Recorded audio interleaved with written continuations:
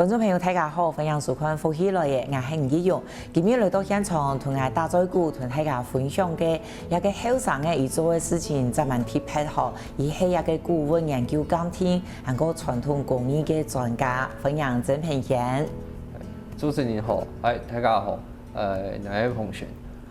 平賢看起來有點害羞哈。對，應該不是第一次被訪問，不過係第一次嘅專訪，係咪？對，第一次專訪。好，剛我哋等下呢都會談平賢，對，介紹一個專業。但是在介紹你的專業之前啊，你先同我哋講一下你同客家嘅關係，你跟客家的關係好不好？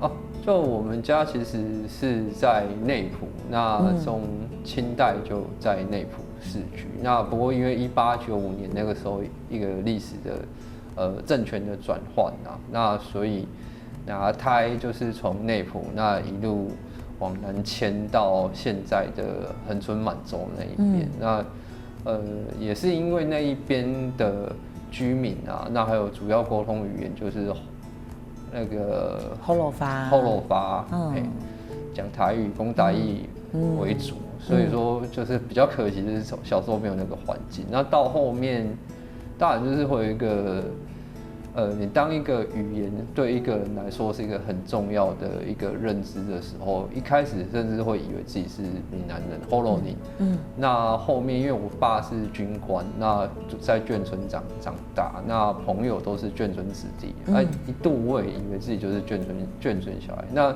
但客觀來說，我也是一個眷村小孩啦。那到最後就是發現說，為什麼我們家每一次過年掃墓祭祖這一些沖牙這些事情，都還要跑去內埔，然後再跑到別的地方。然後就開始想說，我就問我爸說，為什麼我們家還要跑到內埔？然後我爸才跟我講，其實我們家都是客家人。然後到那個時候大概是國三的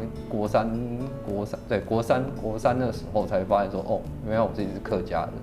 那也才開始說去思考跟去了解說自己的家族的背景歷史，那還有一個客家文化跟這些資訊跟知識，對。因為你大學係讀歷史系。對，我東海大學歷史系。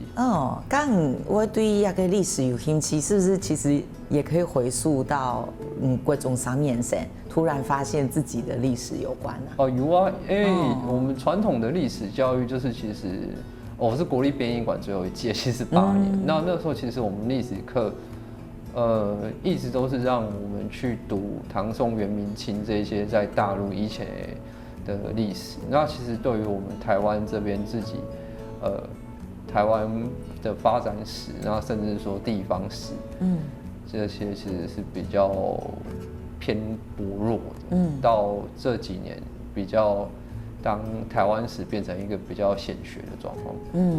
你讀嘅歷史那個還有研究所，你去讀嘅台南藝術大學，我訪問當地有這個科系呢，哈。你嘅科系全名係乜嘅？藝術史學與評論啊，與古物研究。最近又要改與文化資產了，對，也就是一直在改啊，就也是一個環境的象徵啊。那還有就是說，更凸顯說我們對傳統文化資產、傳統工藝的一個重視，我是覺得這是一個很好的現象。因為像日本還有這幾年在大陸，他們對於歷史考古、那傳統工藝，有形的或無形的語言也是一個無形的文化資產。對，那大家都開始非常的重視。你讀研究所的時間，你會想會更專精在這個有關藝術史嘅評論啊，還有古物研究呀方面。原因是什麼觸發你想要繼續來研究？主要還是在古物研究方面，因為第一個問題是，其實我們都是小人物了，我們根本就連像我的祖先他們曾宗棣那6堆的統領之一，那其實在整個大歷史文化裡面，它可能就只有3-5行。那甚至何况说我们这些就是更平民的、更的小老百姓，那这些我们是不会被记录在文献跟历史课本，甚至说任何一个文献资料里面的。但是我们都在这个土地上生活过。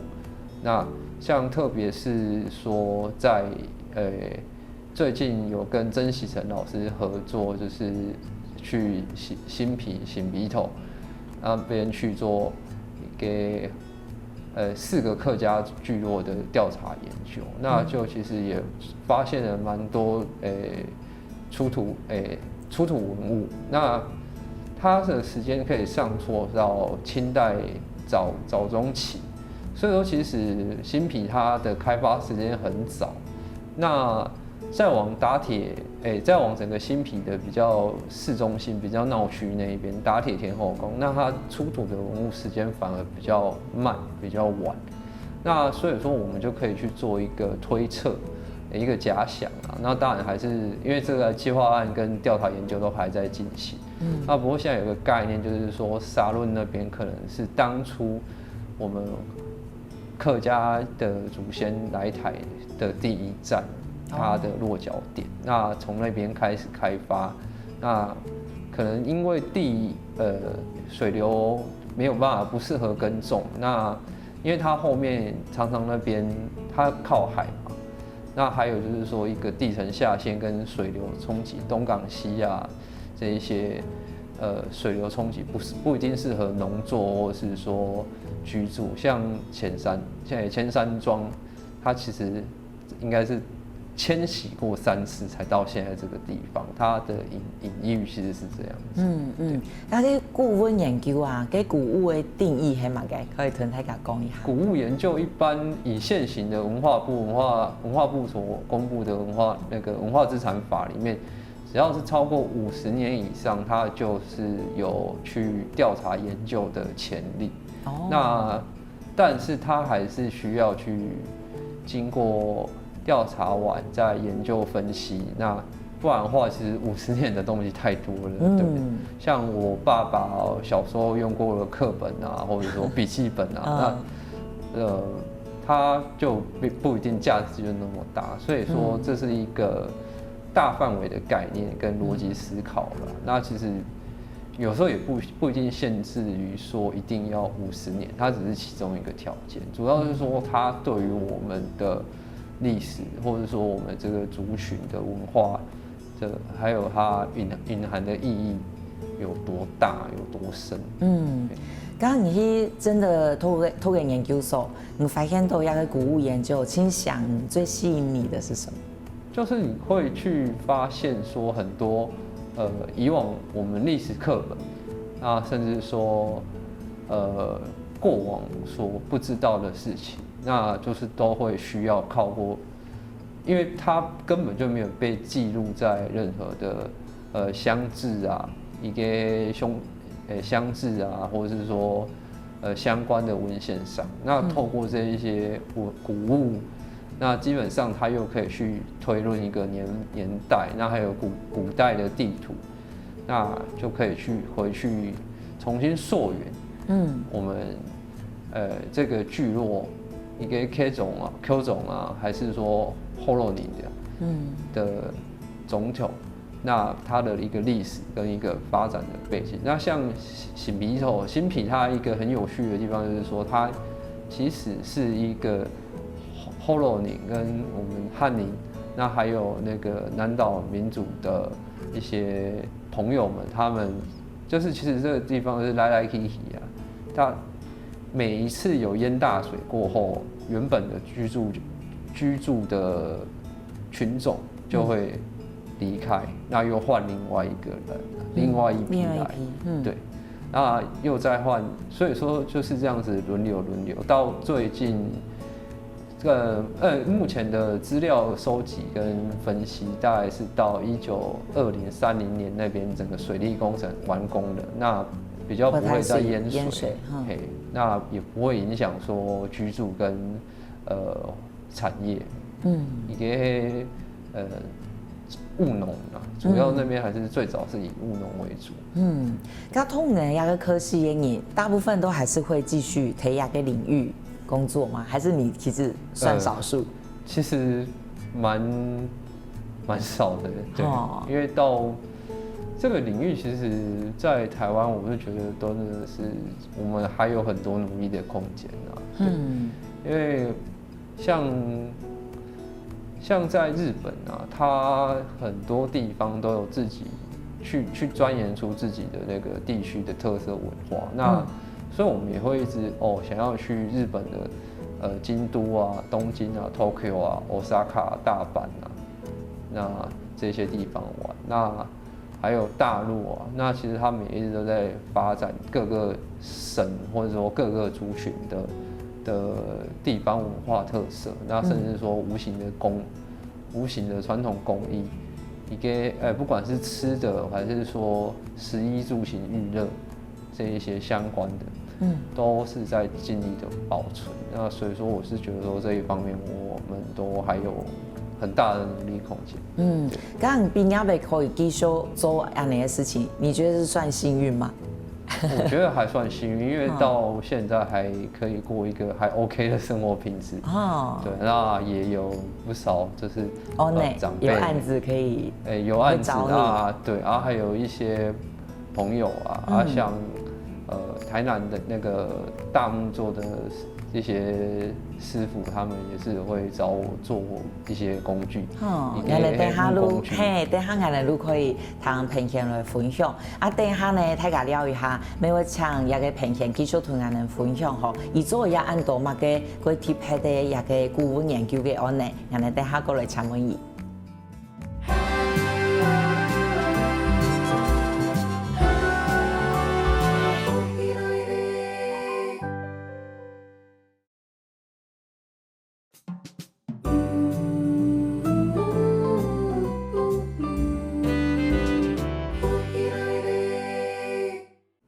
分享到將來福喜來嘅現場，今日嘅來賓係各位做顧問研究韓國傳統工藝嘅曾平賢哦。多多平賢有講到做嘛，我想去大學讀歷史哈，然後後來研究所去到南藝大，就係專精一個古物研究。三下來如果請問哈，有做嘛嘅你感覺印象很深刻的案子，同我哋分享一下。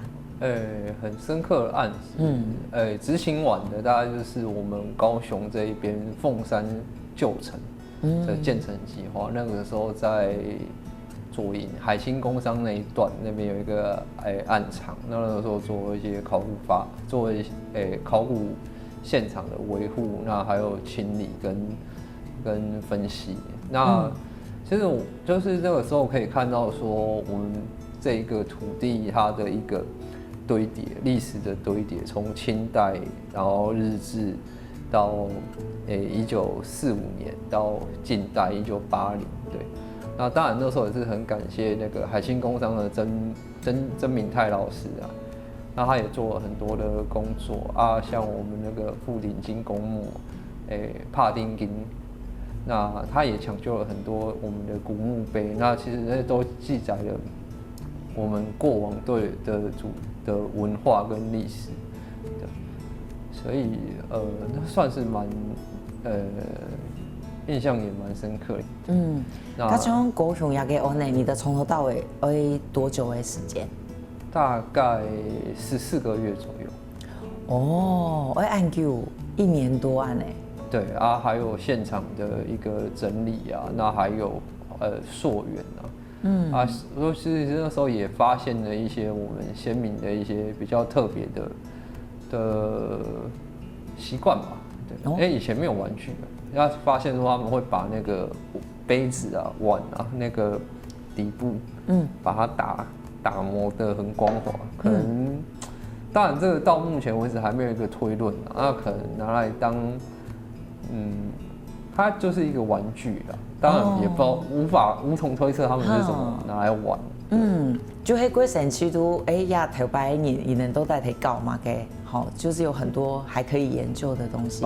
很多。這樣想起來真研究不完呢，哈。你們會一直發現新東西。很多會一直去值得我們去追尋啊，對啊，因為如果说我们连自己是谁都不知道，或者是不清楚，那我们的认同跟认知跟对整个社会啊、国家啊，那其实都会一直陷入一个很盲从的状况。因为文化跟一个认同，就是 suppose 一个人的跟整个社会很重要的无形资产，精神，精神啊。像我们到现在还会冲牙，一定会拜总永公啊、伊敏牙，对。那昨天也还跑去新皮的那个伊敏牙，那边踏那个碑啊，它是大正15年设的，其实还蛮意外，说在日治时期，一个他们对于六堆客家人这么戒慎恐惧的时代下，竟然就是我们新皮这一边的还有办法将募资在一个作为一米喵啊，对。哦，你讲你最近有去把那个碑文，就是昨天，就是昨天，对，就迄屯给碑文踏下来啊，对，哦，也没是你的工作之一，对，这个也是必要的，因为它碑很多时候我们因为它石碑嘛，那字就会开始模糊，其实有这种拓碑这种黑白倒影显像的方式，然后我们就可以很清楚的去发现说它原本刻的字是什么。那还有一个问题就是说，以前啊那个做这个碑的师公啊师傅，他可能认的字不多，他就是照着，对他来说那可能就是一个图画，我们写的字就是一个图画，他就是照着那个去把它打下来。那很多时候就变成是说，我们只用照片，其实是无法去正确解读或理解说它这个到底是什么字。对，我讲到拓碑，就是其实它是一个，目前台湾也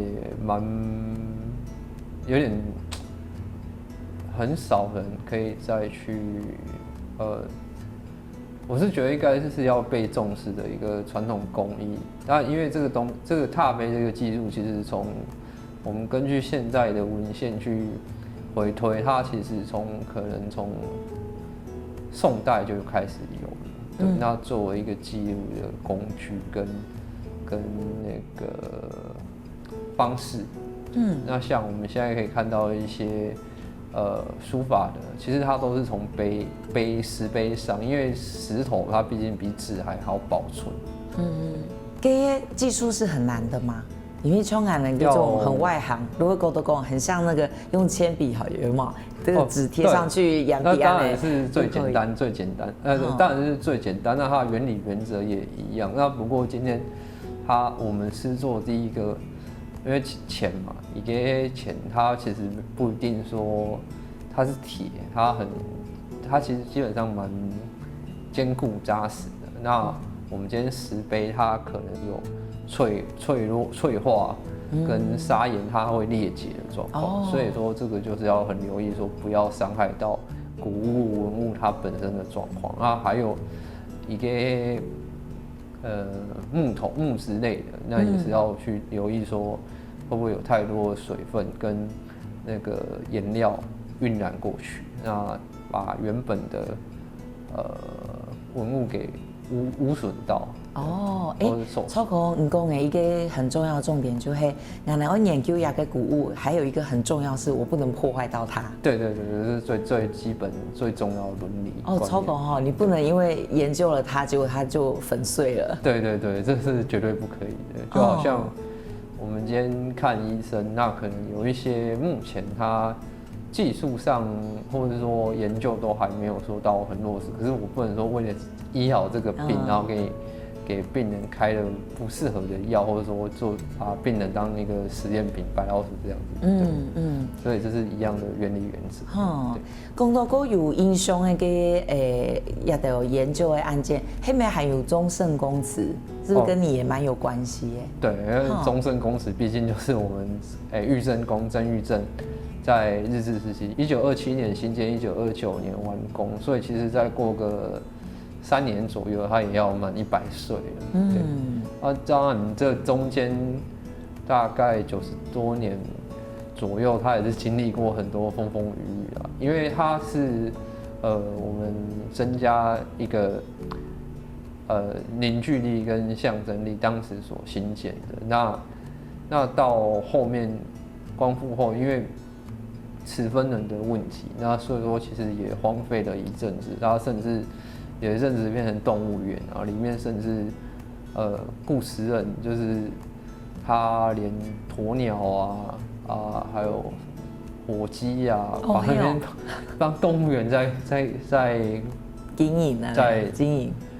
没有，他就是就是自己他养想养什么，动物的，对哦，然后也有被占用过，就是变成资源回收厂啊，也是非常很敬佩那个牺牲阿爸，他那个时候做那个决定，说把它列为文化资产，那就是以捐献跟一个半征收的方式，那让县政府跟国家可以来保存这个中盛公司。你能做古物研究的你会很有耐心的哈。因为案子同阿都就会1年以上，慢慢做案呢。对啊，还有第二个就是说，可能你公部门他给你的时间没有那么久，那要想办法在这个时间内完成。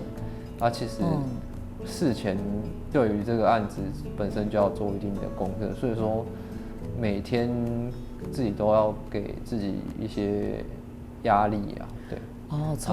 才会进步。我觉得有压力才会进步。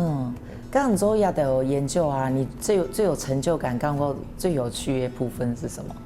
最有趣的部分，其实每一个只要有新的发现啊，都还有说发现说过往没有记录，没有记录，或者说过往它可能受限于时代的背景，那我们的设备没有那么完善，那我们有了新的发现跟新的结果，新的看法观点，那对我来说其实都是蛮有趣的。那有你最讨厌的部分吗？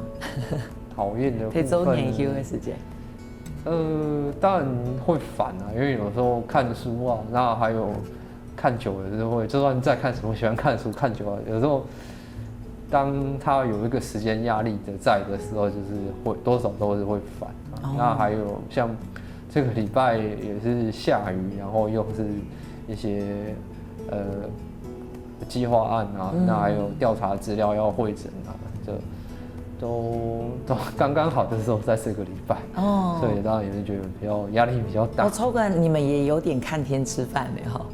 就如果他把有的场合以录一路的影响，能都没办法做完呢。对，因为像户外的话，其实你可控性就非常的几乎没有可控性。像昨天踏杯，就是你平常如果天气好的话，大概30分钟到40分钟就可以完成，可是昨天大概1个下午吧，才勉强有2件 OK 的可以的成品出来。唐平贤分享按照伊做研究嘅按照过程吼，伊韩国有才情哦，当个看到加拉佛斯咩係伊做嘅哦，那我想去做，地步有乜嘅奇妙嘅素材，我能聊一下個技術來參考伊。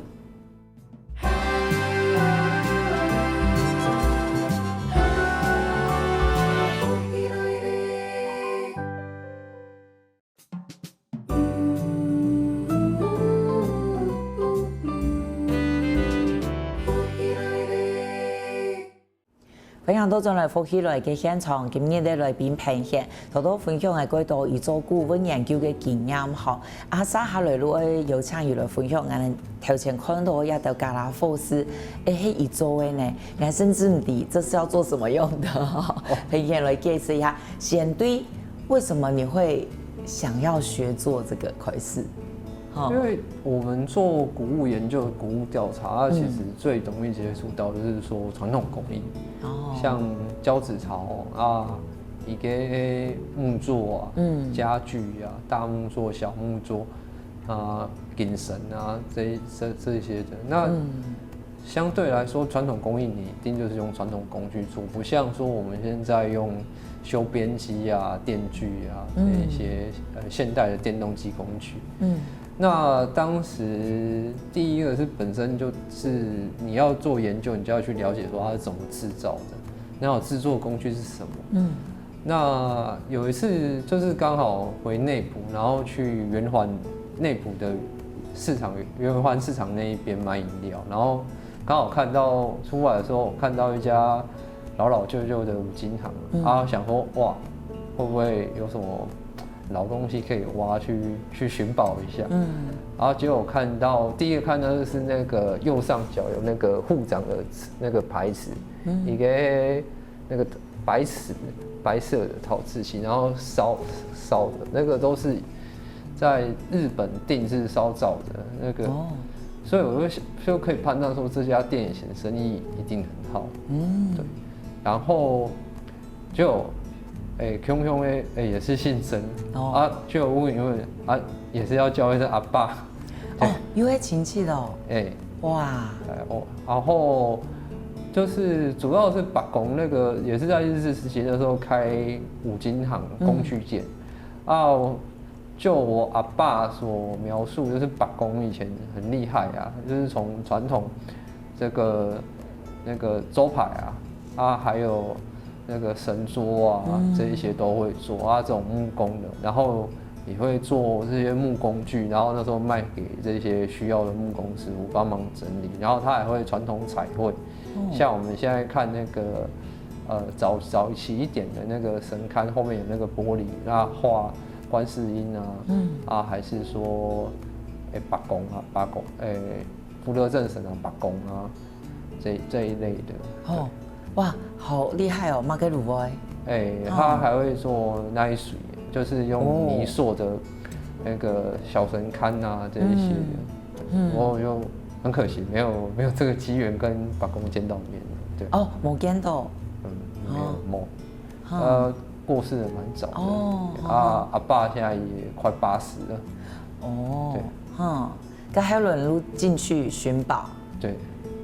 结果怎么会变成你去搞 Mary Hop？ 就是因为以前的调查研究，硕博士论文网那些都可以查，几乎显示的就是都是记录，都是说一个后肉那个闽南师傅做的。第二个就是说，我毕竟屏东比较常就住在屏东嘛，所以屏东五堆，那基本上五堆来说是只有新皮，以前还有一个阿姨，有他们家里面也是做那个木工具的，那其他的就都没有记录然后那。也是非常意外，说才了解到，其实我们不是不会做，也不是没有做，也不是不会做，只是没有被记录跟调查，那甚至说这个工艺保留下来所以后面就是开始去再请教一些还在还愿意教的师傅，也很感谢他们愿意教这些功夫就是这也算是一个。希望可以把这台湾的传统工艺延续下去吧。对，因为如果以时间线来分段的话，我算是工具做手工具的第3代。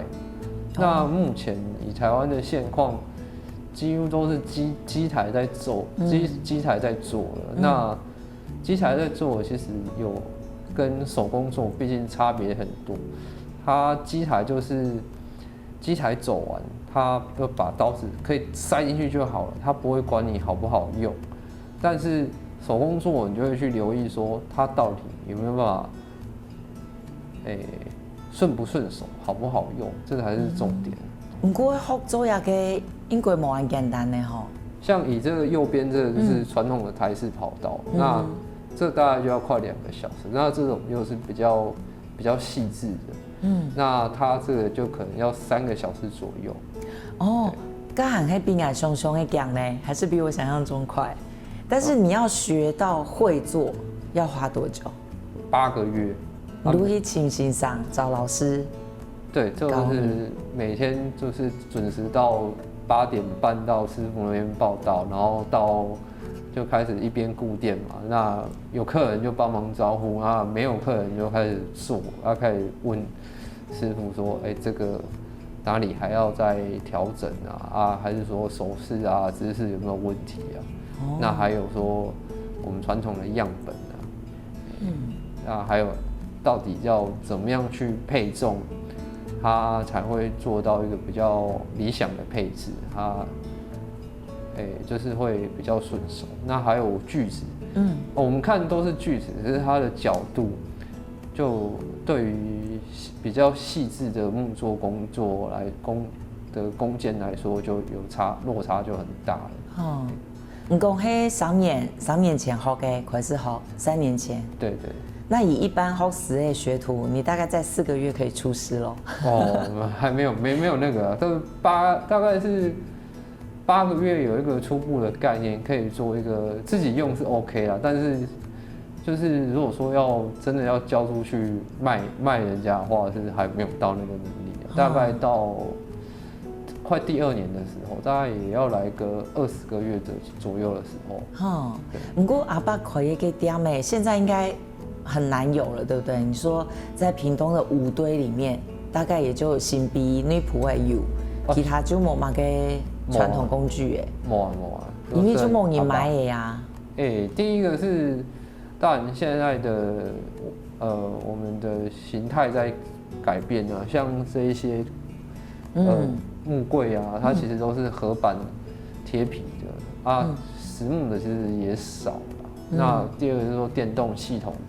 工厂它做的当然是价钱的差异啊，可是毕竟手做的东西还是有它的温暖度的啦。我可能啊。嗰种你做其实当然 maybe 都会卖，是你会很愿意花个时间去了解一个东西，因为你讲我们要知道，我们要研究古物，要知道它怎么被做出来。可是你又更愿意花时间实际去学用来做呢？有啊。就是像传统彩绘啊，一个做饼神啊。你们有去学哦？你也去学啊？有啊。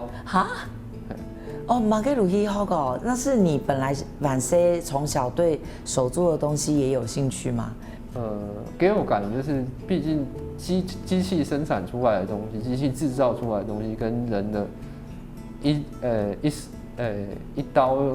一手一手这样慢慢做，这样做出来的东西还是有温暖跟它的温润度在啊。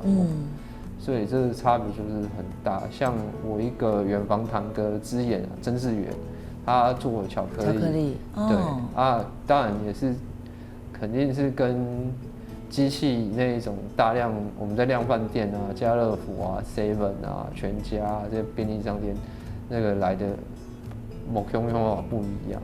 对，它的。你会感受到，就是说，毕竟手作职人那个，第一个是说我们敬业职业，不敢说自己很厉害，但是我们很专心跟投入的想努力把事情做好。那他是做巧克力，那我做的领域不一样，可是就是我们都是很努力跟敬业去把事情跟把食品，他做的是巧克力嘛，食品啊，那我做的是。物件啊，工具啊，那就是努力把这件事情做好。那我想给大家的、给人的感受一定是完全不一样，一定落差很大的。